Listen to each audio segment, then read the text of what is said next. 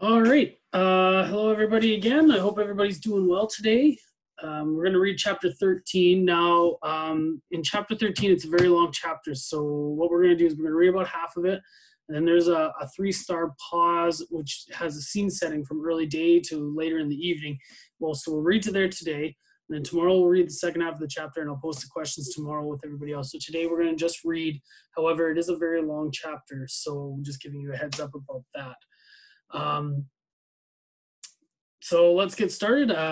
Thanks again to Scholastic, and we hope and we thank you again for letting us do this. I'm going to share the screen, and let's read chapter 13. Chapter 13, The Bottle of Wine. As week followed week, it started to become clear to Bruno that he would not be going home to Berlin in the foreseeable future, and that he could forget about sliding down the banister in his comfortable home or seeing Carl or Daniel or Martin anytime soon.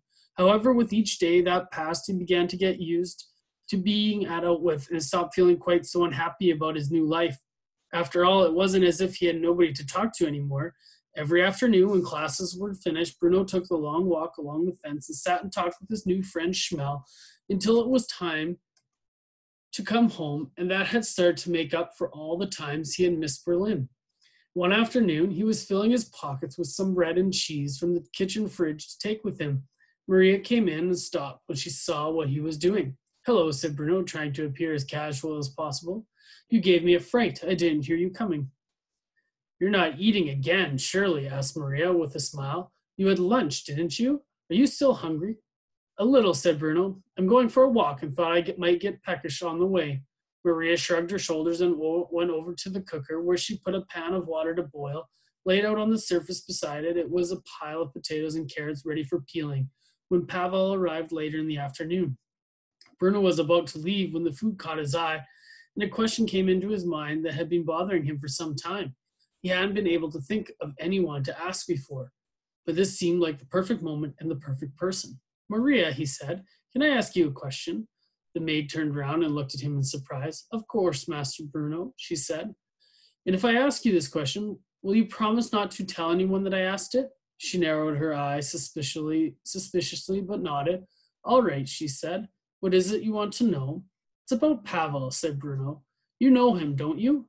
The man who comes and peels the vegetables and then waits on us at a table?" "Oh, yes," said Maria with a smile. She sounded relieved that his question wasn't going to be about anything more serious. "I know Pavel. We've spoken on many occasions. Why do you ask about him?" "Well," said Bruno, choosing his words quite carefully in case he said something he shouldn't. "Do you remember soon after we got here when I made the swing on the oak tree and fell and cut my knee?" "Yes," said Maria. "It's not hurting you again, is it?" "No, it's not that," said Bruno. "But when I heard it, Pavel was the only grown-up around, and he brought me in here and cleaned it and washed it and put the green ointment on it, which stung, but I suppose it made it better, and then he put a bandage on it." "That's what anyone would do if someone's hurt," said Maria. "I know," he continued, "only he told me then that he wasn't really a waiter at all." Maria's face froze a little, and she didn't say anything for a moment. Instead, she looked away and licked her lips a little before nodding her head. "I see," she said. "And what did he say he was really?" "He said he was a doctor," said Bruno, which didn't seem right at all. "He's not a doctor, is he?" "No," said Maria, shaking her head. "No, he's not a doctor. He's a waiter." "I knew it," said Bruno, feeling very pleased with himself. "Why did he lie to me then? It doesn't make any sense." "Pavel is not a doctor anymore, Bruno," said Maria quietly. "But he was in another life, before he came here." Bruno frowned and thought about it. "I don't understand," he said. "Few of us do," said Maria. "But if he was a doctor, why isn't he still?" Maria sighed and looked out the window to make sure there was no one coming, then nodded towards the chairs, and both she and Bruno sat down. "If I tell you what Pavel told me about his life," she said, "you mustn't tell anyone. Do you understand? We would all get in terrible trouble." "I won't tell anyone," said Bruno, who loved to hear secrets and almost never spread them around, except when it was totally necessary, of course, and there was nothing he could do about it. "All right," said Maria. "This is as much as I know." Bruno was late arriving at the place in the fence where he met Schmel every day, but as usual, his new friend was sitting cross-legged on the ground waiting for him. "I'm sorry I'm late," he said, handing some of the bread and cheese through the wire, the bits that he hadn't already eaten on the way when he had grown a little peckish after all. I was talking to Maria.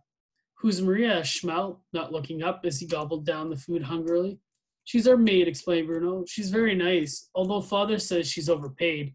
But she was telling me about this man, Pavel, who chops our vegetables for us and waits on table. I think he lives on your side of the fence. Schmel looked up for a moment and stopped eating. On my side, he asked. Yes, do you know him? He's very old and has a white jacket that he wears when he's serving dinner. You've probably seen him. No, said Schmel, shaking his head. I don't know him. But you must, said Bruno irritably, as if Schmel were being deliberately difficult. He's not as tall as some adults, and he has gray hair and stoops over a little. I don't think you realize just how many people live on this side of the fence, said Schmel. There are thousands of us. But this one's named Pavel, insisted Bruno. When I fell off my swing, he cleaned out the cut so it didn't get infected and put a bandage on my leg. Anyway, the reason I wanted to tell you about him is because he's from Poland, too, like you. Most of us here are from Poland, said Schmel, although there are some from other places, too, like the Czechoslovakia. And yes, but that's why I thought you might know him. Anyway, he was a doctor in his hometown before he came here, but he's not allowed to be a doctor anymore. And if father had known that he had cleaned my knee when I hurt myself, then there would have been trouble. The soldiers don't normally like people getting better, said Schmel, swallowing the last piece of bread. It usually works the other way around. Bruno nodded, even though he didn't quite know what Schmel meant, and gazed up into the sky. After a few moments, he looked through the wire and asked another question that had been preying on his mind. Do you know what you want to be when you grow up, he asked. Yes, said Schmel. I want to work in a zoo. A zoo, asked Bruno. I like animals, said Schmel quietly. I'm going to be a soldier, said Bruno in a determined voice, like father. I wouldn't like to be a soldier, said Schmel. I don't mean one like Lieutenant Kotler, said Bruno quickly. Not one who strides around as if he owns the place and laughs with your sister and whispers with your mother. I don't think he's a good soldier at all. I mean one like father, one of the good soldiers. There aren't any good soldiers, said Schmel. Of course there are, said Bruno. Who? Well, father for one, said Bruno. That's why he has such an impressive uniform and why everyone calls him Commandant and does whatever he says. The Fury has big things in mind for him because he's such a good soldier. There aren't any good soldiers, repeated Schmel. Except father, repeated Bruno. He was hoping that Schmel wouldn't say that again because he didn't want to have to argue with him. After all, he was the only friend he had out with. But father was father, and Bruno didn't think it was right for someone to say something bad about him. Both boys stayed very quiet for a few minutes, neither one wanting to say anything he might regret. You don't know what it's like here, said Schmel, eventually in a low voice, his words barely carrying across to Bruno. You don't have any sisters, do you? Asked Bruno, quickly, pretending he hadn't heard that because then he wouldn't have to answer. No, said Schmel, shaking his head. You're lucky, said Bruno. Gretel's only 12 and she thinks she knows everything, but she's a hopeless case, really. She sits looking out of her window, and when she sees Lieutenant Kotler coming, she runs downstairs into the hallway and pretends that she was there all along. The other day, I caught her doing it, and when he came in, she jumped and said, Why, Lieutenant Kotler, I didn't know you were here. And I know for a fact that she was waiting for him. Bruno hadn't been looking at Schmel as he said all that, but when he looked again, he noticed that his friend had grown even more pale than usual. What's wrong, he asked. You look as if you're about to be sick. I don't like talking about him, said Schmel. About who? Asked Bruno. Lieutenant Kotler. He scares me. He scares me too a little, admitted Bruno. He's a bully, and he smells funny. It's all that cologne he puts on. And then Schmel started to shiver slightly, and Bruno looked around as if he could see rather than feel whether it was cold or not. What's the matter? He asked. It's not that cold, is it? You should have brought a jumper. You know, the evenings are getting chillier.